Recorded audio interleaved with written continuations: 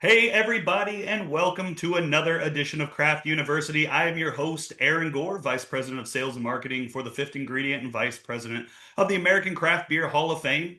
And today we're talking about a topic that, at least in my opinion, is really at the heart of our industry. Because in the craft beer industry, we don't just craft beer, we also craft communities. And that's really one of the things that sets us apart. Really, one of the things that makes this industry so special. We create spaces where people feel engaged, feel supported, feel entertained, and feel safe. But community isn't something that just happens, it's something that you have to build. And very often, the mechanism by which that happens are events, reasons for people to cross your threshold and to be in your space and engage with your business. And that's why I'm so excited to be speaking with our guests today, two individuals who have spent years doing exactly that. But far be it from me to introduce them and steal their thunder. I'd much rather have them do that themselves. So, T, Ben, thank you so much for being here. Tia, how about you kick us off? Tell everybody a little about who you are, what you do, and some of your background. So, yeah, sorry, there's people moving around me sometimes. I'm T. I am the taproom and events manager here at Bad Astronaut Brewing Company. Um, Started pouring craft beer, gosh, 2017, at a former brewery. Kind of got my hands in all of the things, including brewing, running a tap room, running events, running staff, running marketing, kind of all the things. And then jumped over to Bad Astronaut about 3 years ago. We are booming with all the things that we do here, so I'm ready to tell you everything that I know and I'm learning still. So No, absolutely. And T and I were fortunate enough to meet each other a couple of years ago, just bouncing around the beer scene. It's been awesome to watch it continue to work, continue to drive growth there. yep. But Ben, tell everybody a little about yourself and how are things going out in Sacramento? Yeah, so Ben Rice. I own and operate Barley Me Productions. I do comedy show production and also a beer podcast called Barley and Me. That's for about 11 years. I've been doing comedy 15 years, running shows around the region for I think 12-ish years. Give some classes on it, no big deal. Not a professional. We'll just have this chat be what it is. So yeah, if you're ever looking to do a comedy show, please take his performance on this webinar as being indicative of whether or not you should hire him. But anyways, thank you both for being here, and let's go ahead and really dive right into it. So when we're talking about breweries being community gathering places, that really is kind of the heart of it, that third space. But what does that actually mean in an industry that for so long has really defined itself as being about, selling beer? T, go ahead and kick us off, and I'd love to hear a little from your experience down in Houston, what that really means to you and your experience. Yeah, so I'm gonna kind of go back and forth on my experiences between I'll say Walking Stick Brewing Company was where I came from. It is a cute little nestled brewery tap room in Garden Oaks neighborhood, very kitschy neighborhood. And then here I am now at Bad Astronaut Brewing Company, just north of downtown Houston. We are a 36,000 square foot building. About 20,000 square feet of that is tap room and venue space. Just recently a concert venue. So we have a lot of space, and my goal ever since coming onto here is trying to bring in the right community.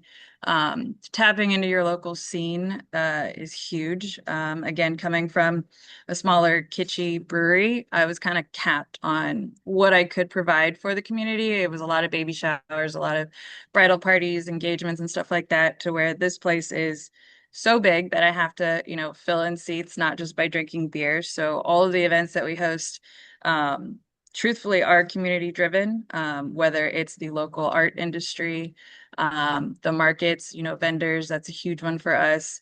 Your sports teams, we're working with the Houston Dynamo, the Houston Dash, still trying to tap into the football and baseball teams, but um, bringing communities together into a space that has, you know, the beer, the product. Having a family-friendly environment is also huge.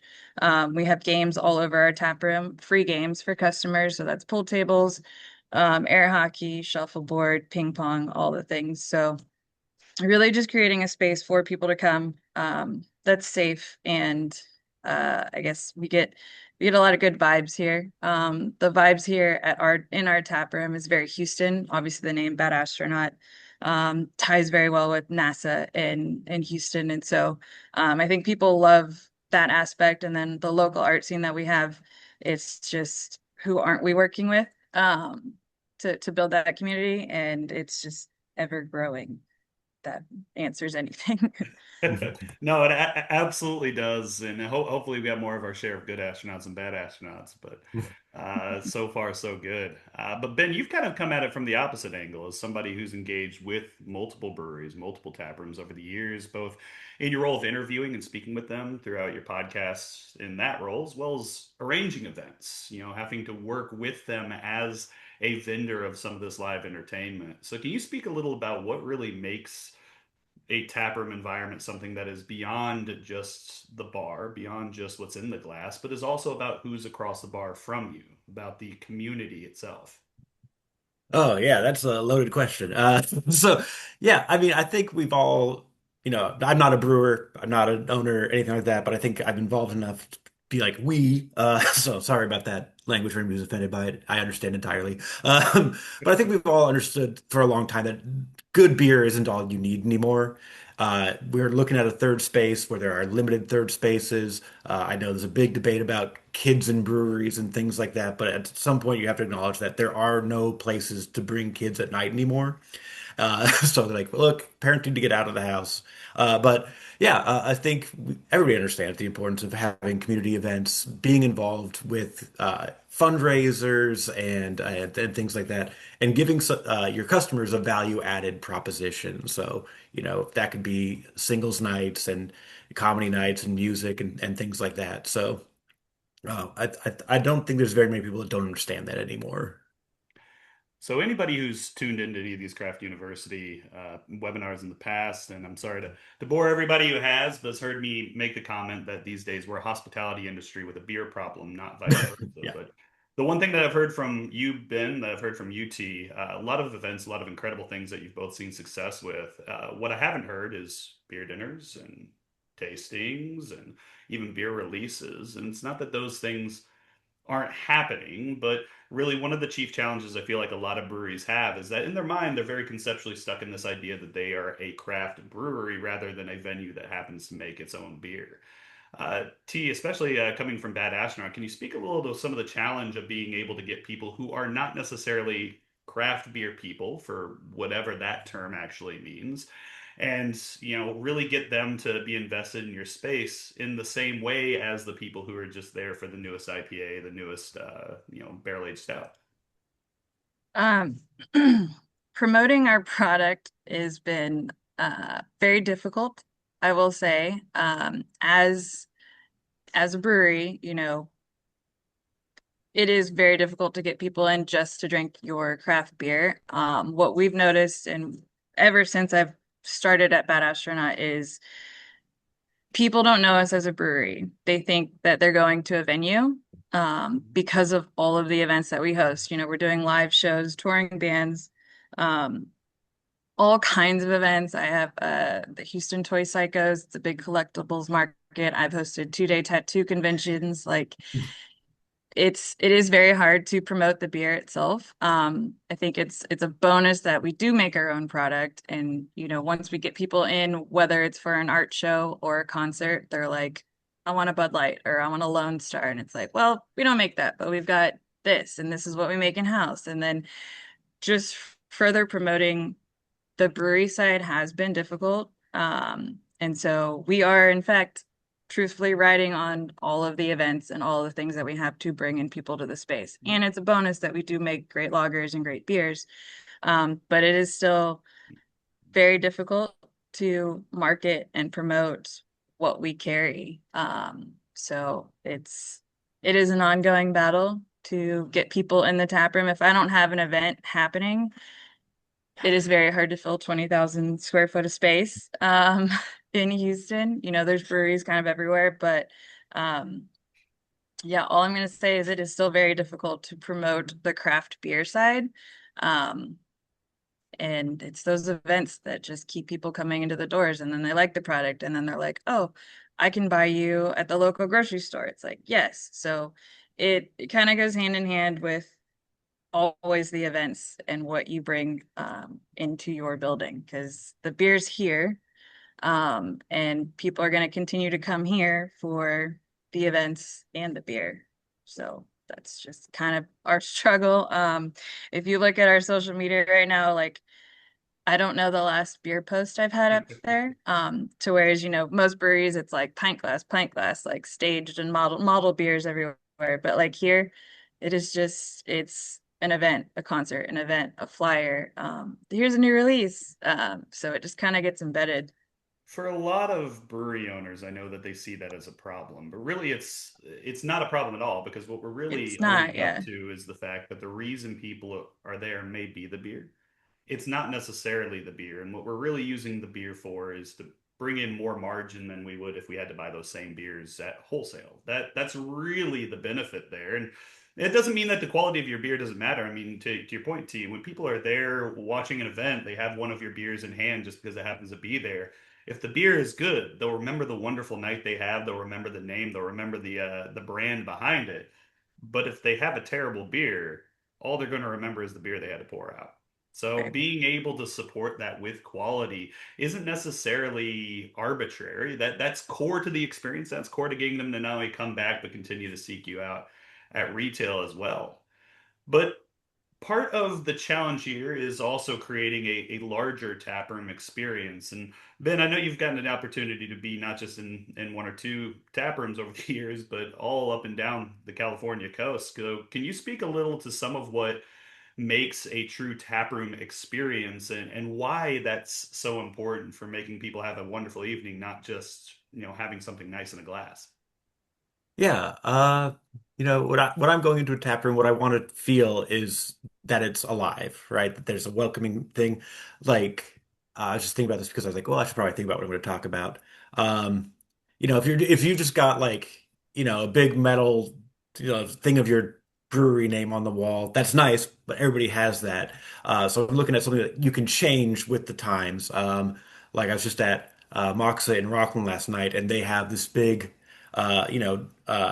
blackboard they erase and they have somebody local come in and rewrite their logo for the season, right? So it's like it's always something new and different in there, even though it's just a small thing. Like the layout's the same. There's not a lot of like ads for things or anything like that, but that thing is like, oh, I'm gonna see what a local artist created every time I walk in here.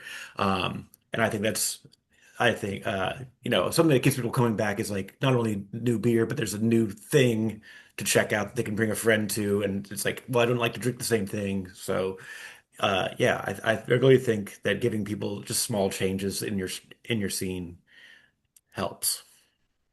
No, absolutely. And being able to keep things fresh is critical. It's also the small things that make some of the biggest differences. I mean, Bucky's, for all the problems surrounding the Bucky's brand right now, you think about Bucky's, one of the first things people always mention is they have nicest restrooms anywhere. It's not even just about the core value proposition, it's about making sure that all those small things that people interact with still come together to a whole and all show the same level of care that your beer does. Can you speak a little to how you make your space at Bad Astronaut feel welcoming, even for people who are just there because their favorite underground band happens to be playing? Um, I mean, the games alone, I think are a really big draw for people. They are free for customers. So keeping those well maintained can be a challenge, just from all parties.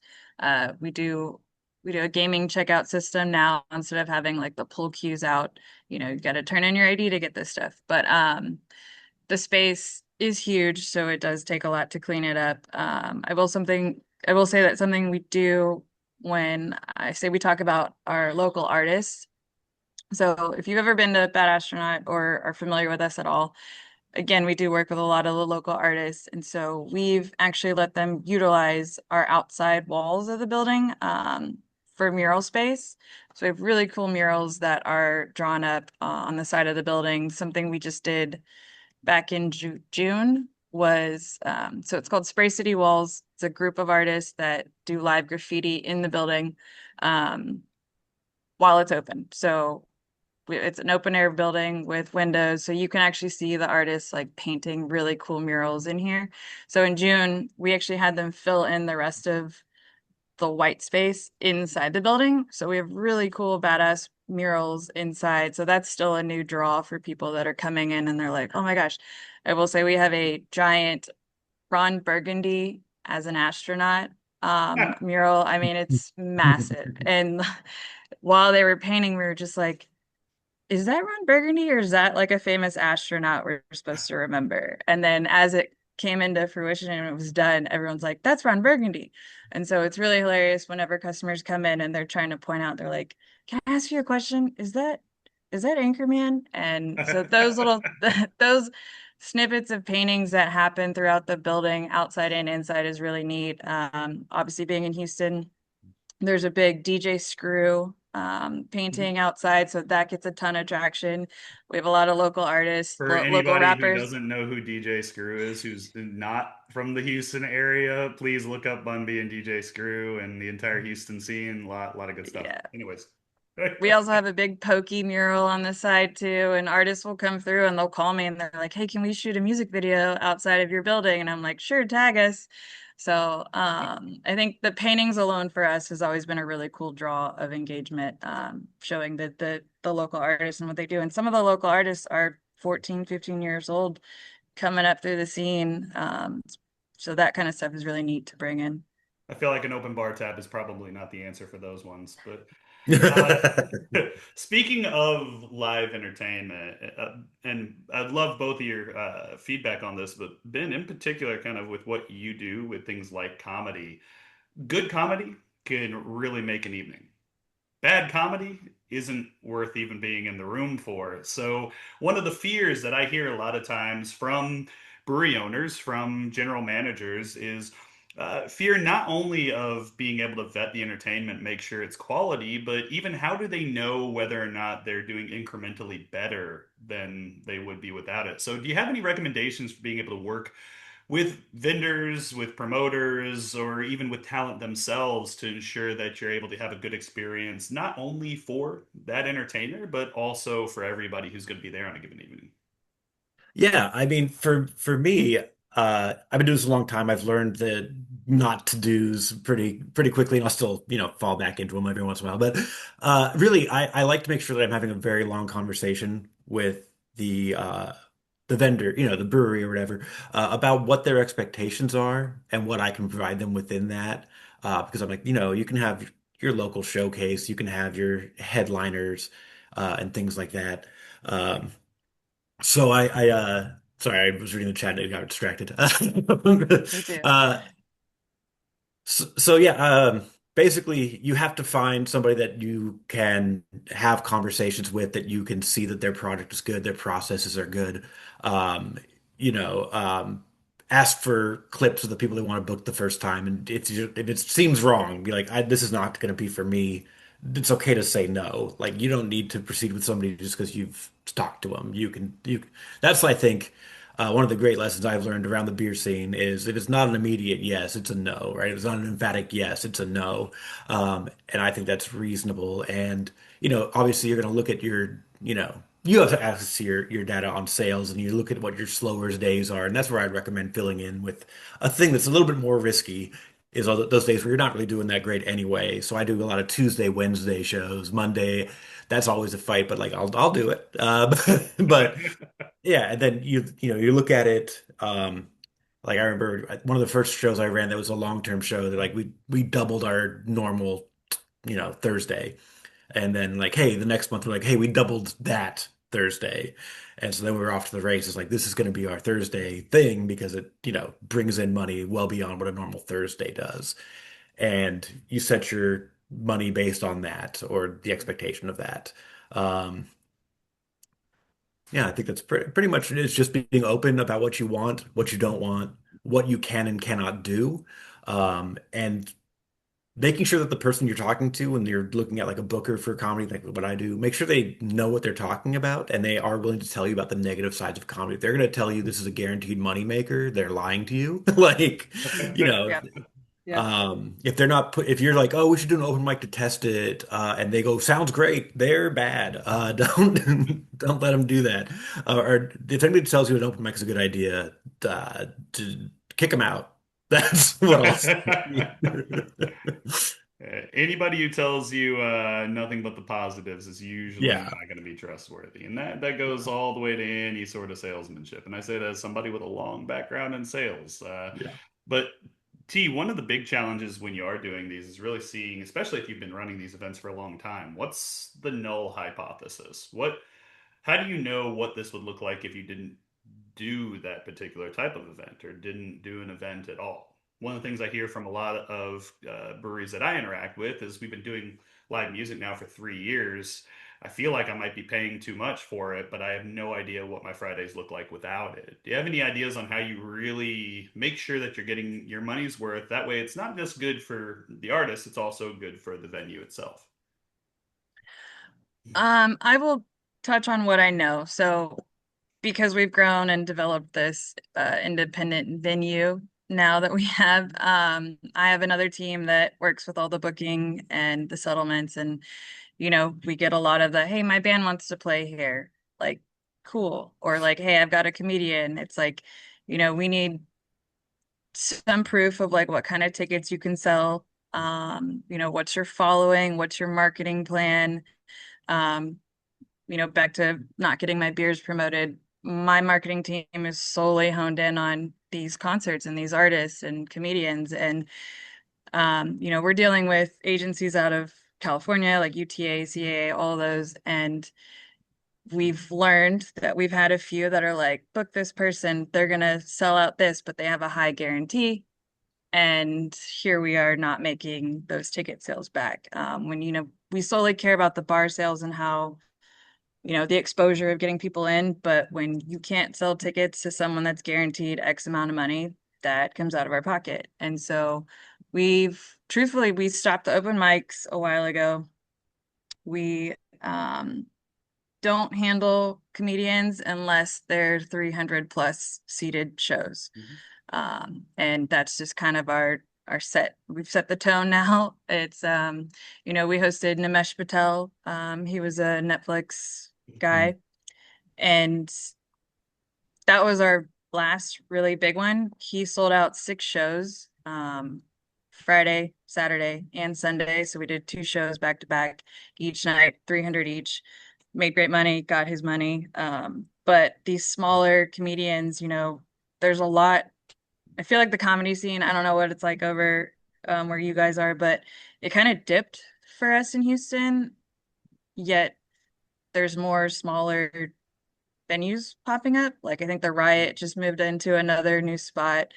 Punchline is now at House of Blues, but we're just pushing those comedy acts that way now because if it's not, worth it, like we've learned, it's just there's a lot of things that go into making a successful comedy show than just having the beer in the space. So, Well, let's talk a bit about that because I think one of the things that makes comedy so divisive is the fact that there's also a lot of landmines, a lot of potential tripwires of topics of style, and for every Nimesh Patel that you have, and he is freaking hysterical, you're going to have ones that have dedicated fans, but also a lot of folks who won't be in the building while they're mhm. there. So, Ben, can you speak a bit to some of the things that you really need to watch out for and some of the things that specifically regarding comedy, but also more broadly to live events, to maybe even local rallies or politicians or particular topics or areas of focus? What are things people should keep in mind and people should look for and at least weigh the pluses and minuses of within their own business?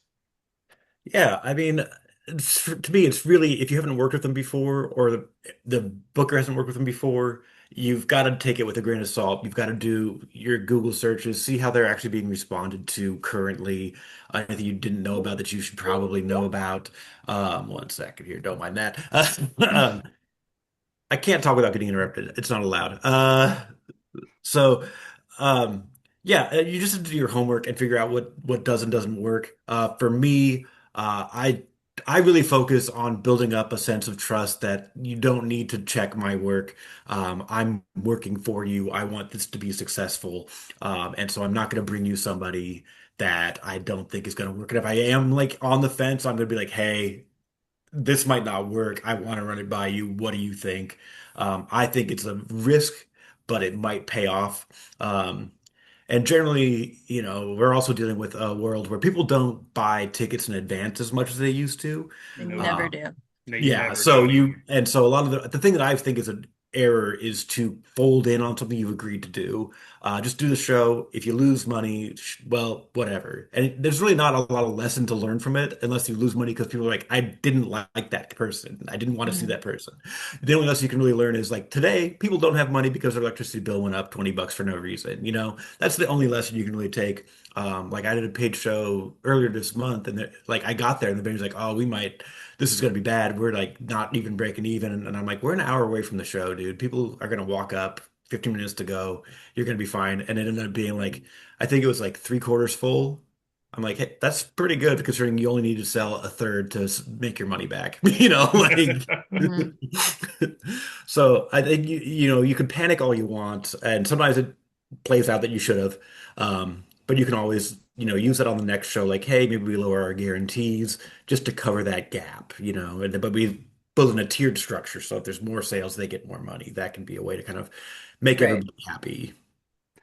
Well, and let's talk a bit about compensation when it comes to events, because there's a lot of events that you can host in-house that don't necessarily require, but if you're going to be working with a third party, it's important to make sure that there's skin in the game for both sides, or at the very least, they understand what's in it for them so that they're going to be doing everything that you're asking of them. So, Ben, can you talk a bit about some of the ways of compensating artists, from the artist's side, from the broker side, that you've seen be particularly successful? And then, T, I'd love to have some of your experience, since obviously you're working with a pretty large variety of different acts. Some of the things that you've seen, some of the asks you've seen that may help breweries in their own event planning get creative in ways that help minimize the downside for both parties. Yeah, so for me, a lot of my shows I do a flat budget on, so like the money is the money, Hmm. right? So it's a take it or leave it kind of proposition for me. That way the venue's protected, I'm protected. I'll reach out if I'm like, hey, they're negotiating, they want like an extra $200. Is that okay? And I get the approval or I don't, and I come back with the counter. I've got one venue, it's an art museum, so they will be like, hey, we can only give this money as money to you, but we can do like a donation to a charity for you on your behalf, and that can be tax deductible. Obviously, free drinks work a lot of time, although a lot more artists aren't drinking. So there's also that. Uh, but yeah, I mean, set what you think makes sense and how you get that back, and just kind of hold firm and negotiate where it makes sense to do it. Absolutely. T, have you tried any other structures, maybe even ones that like work to align the gate with what you're actually paying out to the artist, just to make sure to keep that the incentives are aligned there? Sorry, say that again. Have you done any work at Bad Astronaut to even try other ways of compensating people outside of straight pay, maybe things related to minimum ticket sales, portion of the gate, things along those lines, just to try and keep incentives aligned? Yeah, so truthfully, a lot of these ticketed shows and artists, they're getting compensated straight through their ticket sales. And, again, us as a brewery, we just care about the bar revenue. So again, that team of mine does a really good job of structuring the payments and expectations of we have to hit a certain amount of number of tickets to be in the green. And then everything else works well. Something immediately that popped in my head just as a bonus for us being a brewery and hosting these kind of live shows. Live shows is the beer. Obviously you've got comedians or artists that come through and they've got their writers of what they want for the green room. So you've got beer. So that's always a cool bonus instead of tapping into, like a $200 spend. It's like, here, what kind of beer do you like? And then there's cases of beer in your green room. Or at the end of the show, it's, you know, a successful show where everyone's happy, but we're just gonna go above and beyond and give them more beer. It's like, hey, you guys have a long drive tonight. Like, here's some beer to take home. Mhm. So using the beer No, is what helps us. absolutely. It's so often your best resource, and I can't tell you the amount of things I've gotten various handymen to do around my house over the years by paying in beer. The exchange rate on beer to Goodwill is incredibly high. It is. But, Yeah. but I will say one of the chief things to keep in mind in your own venues is, really remember who is benefiting the most from this particular artist being there. If it's an artist that's big enough that you're just promoting they're at your venue, but their very presence, like in Nimesh Patel, is doing a lot of the heavy lifting, you're benefiting more than they are. In those cases, they really do deserve to be compensated at either a flat rate or a pretty generous rate because they're benefiting your venue, and some of that benefit will be sticky in the long run. You're getting people across the threshold, which is usually the hardest thing to do.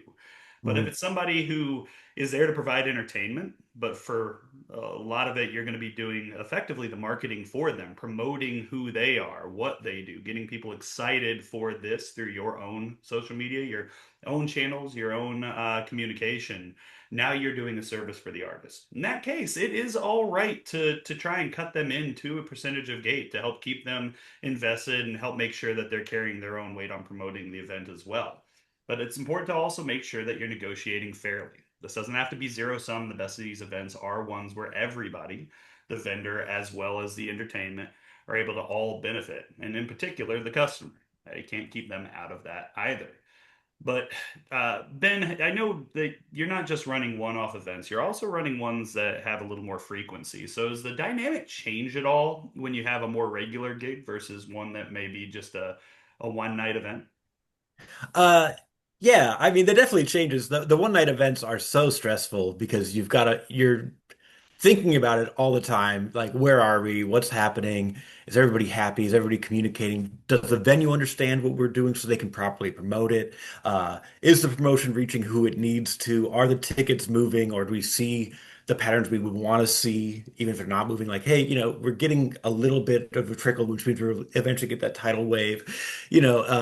So those I absolutely hate them, and I don't know why I do them. As a person, as a business where you can offshoot it to other people. I'm just me, so I have to do all. I like this is too much. And then but I do a lot of repeating shows because those are sustainable, right? You put a good product out, you remind them when the next one is, you have the lineup ready.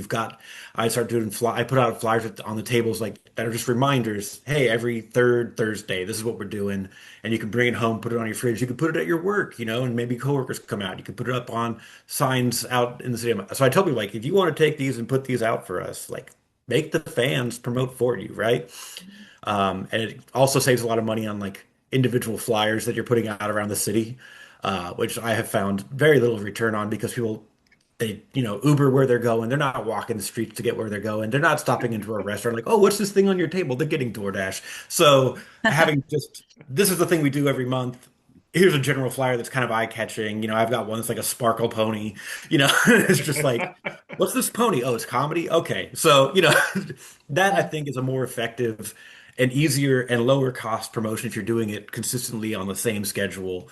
And you get your regulars that come in. I've got regulars that now come to multiple venues. I'm like, oh, you don't belong here. You go over there. Why are you at this? I mean, I appreciate it, but you don't have to come to this one too. You I know. believe they call those stalkers, Ben. And a No, no, they go to other producers' shows as well, and I message those producers like, why are you stealing my people? You know. And pro tip for any sort of flyers and promotion as well, eye level in the bathrooms. Trust me, you're Yes. going to get more return on that Oh, than anything Mm. else that's a captive audience. I do I the don't know why same thing anybody at doesn't trade have it in shows. the bathroom. Yeah. It's got to be They're there. not going anywhere and they're going to read whatever's in front of them. But Yep. Mhm.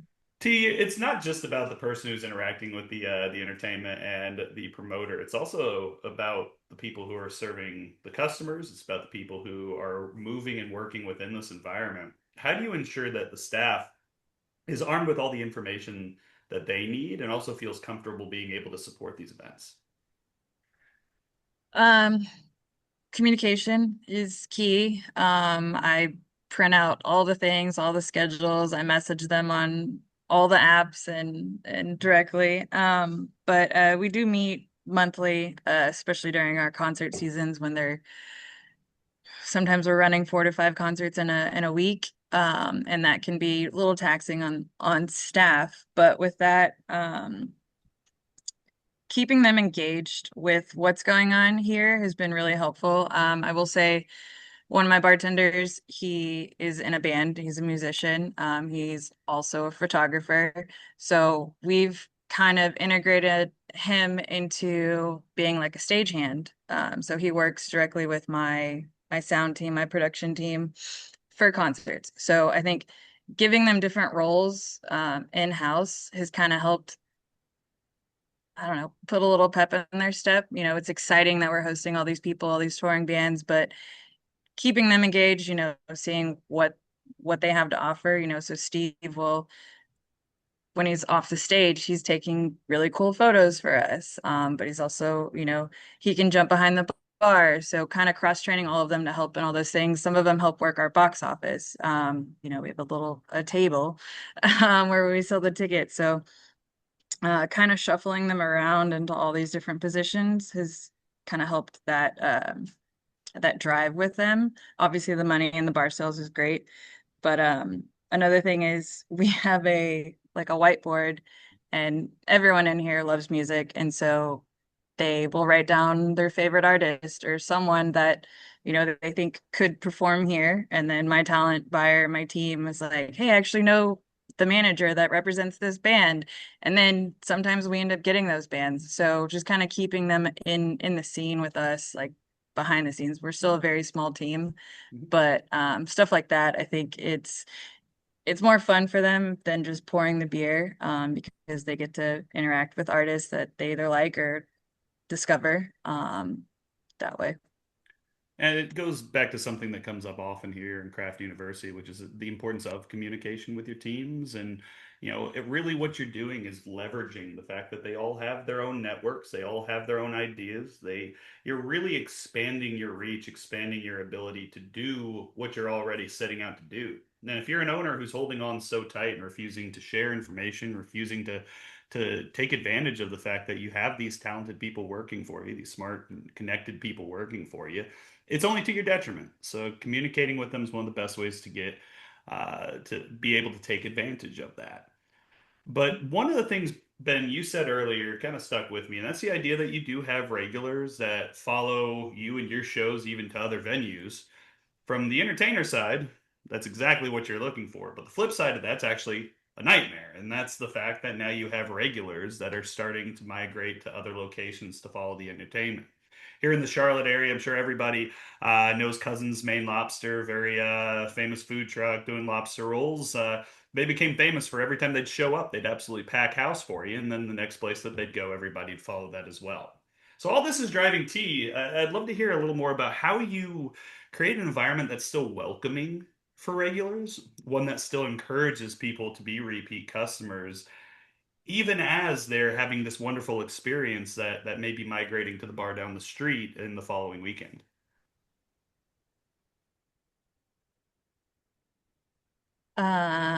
Sorry, I just went blank. Ben,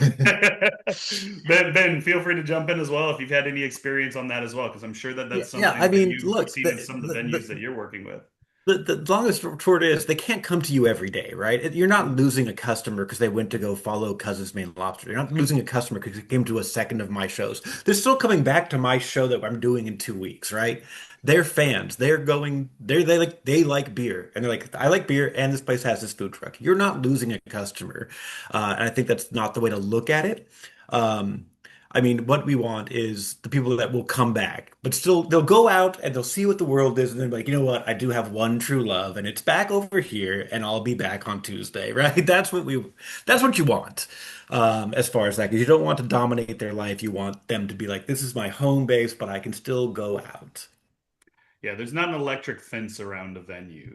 Yeah. You don't have captives, you have customers. Yeah, I think the thing about the brewing industry, we all know that we're like friendly competitors, right? Like Mhm. you can't be the dominant species everywhere. So I And think you that's just look at just it as, hey, they're checking out something new. That's cool. And that's even further reason to differentiate and further reason to create a experience that does surprise and delight your customers. Because if the only reason that they're at your venue is they've never had the opportunity to go somewhere else and see what that's like, they were never going to be long-term customers to start with. Yeah, I'd say a lot of the regulars that we do have, I think what does keep them coming back is, not just the beer, it's my staff. They've all developed really good rapport with the regulars that come through the door. And, if so and so is not working that day, they're like, "Hey, where's he at?" And it's like, "Oh, he's off today." But I think also having all the different events, that's when our regulars are like, "I'm just gonna come here. I don't know what's going on, but I saw you had something." And it's either a live graffiti battle or it's a concert in the back room or they just want to play pool. So I'd say it's quite easy to retain the regulars. But again, we've got St. Arnold across the street, kind of, and then we've got Gristworks, another brewery down the street that has liquor. So if they want something more, they're there, but then they come back here for the vibes and the people and whatever event's happening. For what it's worth, last time I was in Houston, you were out of town, T, so I did not stop by Bad Astronaut, and I need you to know that. I am allowed to leave sometimes. I disagree. Uh, let's talk about some specific examples, though. Things that might be out of the box, because I think everybody understands trivia and music bingo and beer releases, but we've talked about some things here that might not be as common. I'm curious about your own personal experience with things that you might have tried that sounded great on paper and then were even better in practice than they would. Oh And then no. maybe the converse as well, ones that sounded great on paper and then were absolute busts. But T, I know you had a couple that you jotted down, and then Ben, I'd love to hear about some of your experience as well. One in particular, and this goes back to communications, expectations, and your partnerships, like who you're working with. So I had a ambitious young couple come to me with an idea of hosting a silent disco, which huge. I've always wanted to host silent disco. I had high hopes, and I told them, I said, sometimes these things take a while to build. Naturally, whether it's a trivia or a karaoke or a bingo or a run club, it takes a while. And whatever the weather's doing, that's what Houstonians follow. Yes, it is no joke that my tap room is still not AC'd, but the concert venue itself does have AC. So a lot of the events are in the AC. But um, back to the silent disco, I said, "Hey, let's try this once a month because it's going to take time to build." So we promoted it, had about 50 people show up. It's like $10 to rent a headset. I didn't charge them anything. I said, "Show up. This is a cool addition for us. I think it's got potential." They had one night, 50 people. Then they got ambitious and said, "Hey, let's try it every Friday." It was so good. And I was like, "If you can do it, let's do it." And then they turned up the next Friday. It was a dud, maybe 10 people participated.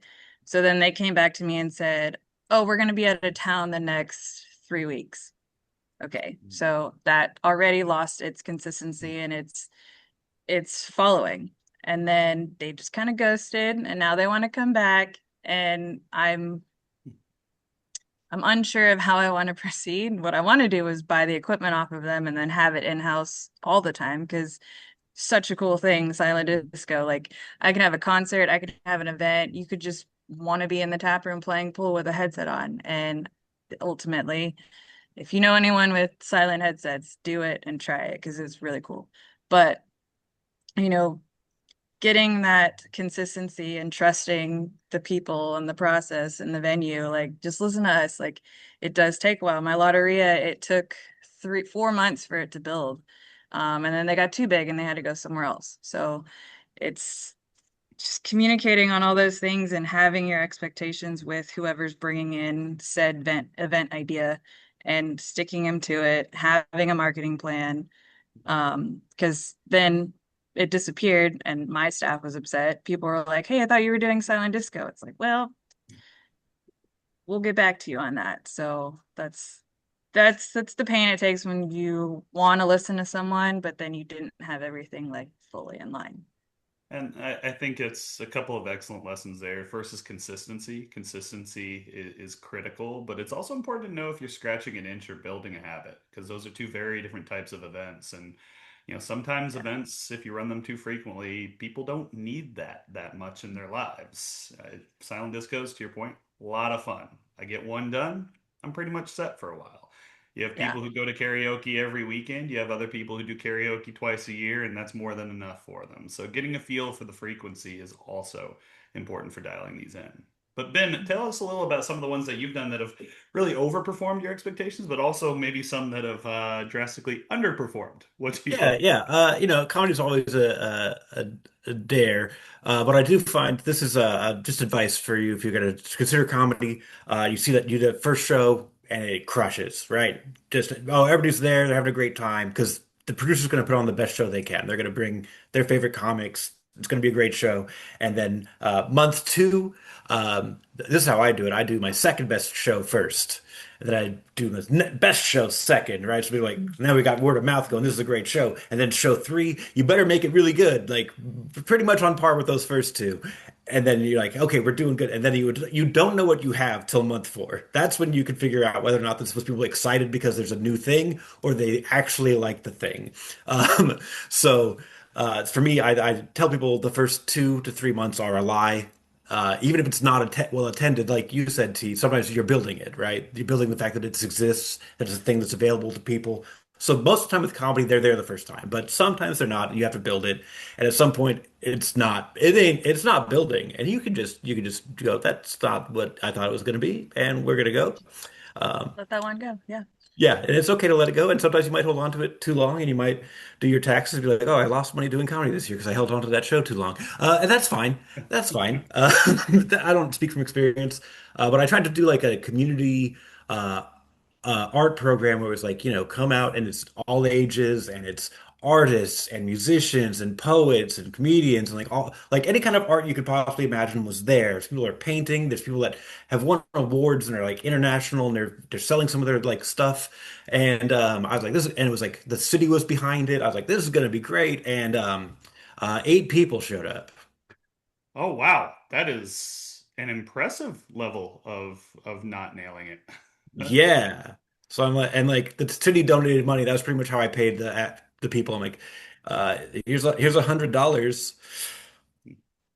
Thanks. Everybody did their Well, job, but it was just and we promoted it. Like it was out right. there, and just like you think there's going to be this interest. It's like, hey, this is for everybody. And like I made sure on the menu there was something that was like you had to have something that was $5 or less, so that people that don't really have money because it's a free event can buy something that they can take home and be like, I supported the arts, right? I'm excited about the arts, and just nothing. And I think there's a lesson in there as well, and it's that your venue, your tap room, for a lot of the breweries are here. There's this reticence to try things, but that's the beauty of having this venue that you own. You can experiment, and to Ben, to your joke earlier about yeah, you would lose money. It's not a big deal. It is, but if there's one thing that brewery owners are used to, it's losing money. So the only way you're going to be able to find the things that work is to try things, and you Mhm. control this space. You can play with the pricing of your beers. You can play with the pricing of your food. You can play with your menu. You can play with the arrangement of your space. You can play even with the different methods of service, whether you're doing table service or purely bar service, or if you're doing a limited menu in a cash only bar, if you're expecting to pack out just to make things run more smoothly. There's a lot of flexibility there to ensure that people are able to have a good experience. And if they are not, you're at least able to take some actionable lessons from that. But as we start getting to kind of closing, go ahead, Ben. I was gonna say also it's important to note that that failed monetarily, but everybody that was there had a good time. I still like work with those artists. They're like, this was a good idea, it just didn't pan out. You still build a relationship with people Yeah. for the future. Mhm. Yeah. Even at a failure, it's always good to keep those relationships going. And it's easy to remember or easy to forget and important to remember that the entertainment industry really is a community as well. And it's one where, operates like the world's biggest small town or smallest big city, similar to craft beer. So keep those relationships strong, and over time, maybe you've got the next Taylor Swift on your hands, maybe you don't, but you're never going to know unless you're supporting those people when they're still just trying to get started and still trying to build that rapport. But as we start getting to the close here, would love to hear just kind of one recommendation that each of you have for things to focus on, something that can make an actual impact for a small brewery that's looking to build community through their events. T, let's go ahead and kick it off with you. Yeah, something I'm proud of right now is talk about working with local communities. We've never been a true sports watching bar. I think most breweries can say that. Mhm. So getting, your local teams involved can be difficult. But something recently is I'm a soccer player, soccer fan. The Houston Dynamo are here. We have some mutual friends that are in the support group, the supporter section of the Dynamo called El Bation. There's about 120, 150 of them. So they just kind of were looking for a local brewery to help support them during their tailgates. And I said, all right, let's come up with a little arrangement. And so, again, because we haven't ever really built a big following with sports, we're going to help sponsor their tailgates in return to them hosting away games, like watch parties here whenever the Dynamo are traveling and away. They've never had that. So I've implemented a whole little loose contract of what we're going to offer them, what they're going to help us with. They're trying to get our beer into the stadium. There's a whole thing with the Dynamo right now, but strictly in their section because we can't do the whole building. But yeah, that alone. We started this partnership like 2 weeks ago. We went out to the last home game, brought a bunch of our cans, sent two of my staff members who are very outgoing, and they got some badass content with our cans and everything at the brewery. But then El Bation, they were here on Saturday night for an away game watch party that brought in 50 people into the building that had never come here, that don't drink craft beer, but they love our rice lager. They're like, they don't even know what it is, but it's a light beer that they can drink a lot of. So again, that was an opportunity that I like kind of sought out trying to get with the Dynamo, and the fact that they have their own partnership with the Dynamo. The Dynamo is now listening to us, and we're getting more involvement with that brand. That's hopefully going to help us out. That's amazing. And I can speak from personal experience that dealing with pro teams a lot of times is actually reasonably straightforward. You just have to be able to make sure that there's something in it for them, in it for their fans. Dealing with college, very different story. Definitely aim for the pro teams first, even the minor leagues. Dealing with anything in the NCAA orbit is a nightmare. But Yeah. Ben, how about yourself? For me, I think T's already touched on this. Staffing, super important. These people that work at your breweries, they are people with histories and interests, and they're also people that are talking to your regulars that are getting, or even new people that are telling them what they like, that don't like, what they are interested in seeing. And those people usually they know people in communities that do weird things like fire dancing and like drag racing and drag shows, whatever. Like, so they are a great way that you should be figuring out what your clientele wants and also connecting with people that can give them that. So I do think, and you like we kind of touched on, make sure that your staff knows what the events are. I know the one that was failing last year.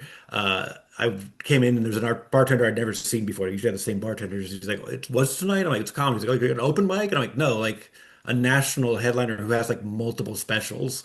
He's like, "Oh, I never heard." And I started the video. He's like, "Oh, she's really funny." I'm like, "Yeah, man." Like, so like you're telling people about this? Like, yeah. Yeah. So it goes two ways, but remember that your staff knows people and they Hmm. know cool stuff. Yeah. And they can help you provide for it. And Yeah. I'll Letting piggyback letting off. them out from behind the bars, Yeah. a win-win too. It Yeah. helps. And I'll piggyback on that and say that investing in your customers as well is hugely valuable. A lot of Yeah. your regulars, the people who are invested in your place and who really see value in it, they have connections of their own. They are your best source of feedback. They're also sometimes your best source of connection. And you'd be amazed how often they might have some sort of hookup to somebody you never thought you'd be able to book, never be able to even get their contact info, and they just happen to be George Clooney's niece. That has actually happened to me before. So the things you never know until you ask. Yeah. But thank you so much to everybody who was able to be on here live. Ben T, thank you so much for being able to be on here, contribute your thoughts, your experience, some of the things that you've learned over the years. For everybody who is a member of Craft University, remember it's absolutely free. You'll be able to find this and all of our other recordings on the Craft U Drive, as well as on our YouTube channel. And please tune in next month where we are going to be talking about beer boxes, subscriptions, and monthly experiences, membership programs for breweries, and how to make them work for you. Thank you so much, everybody, and have an excellent day.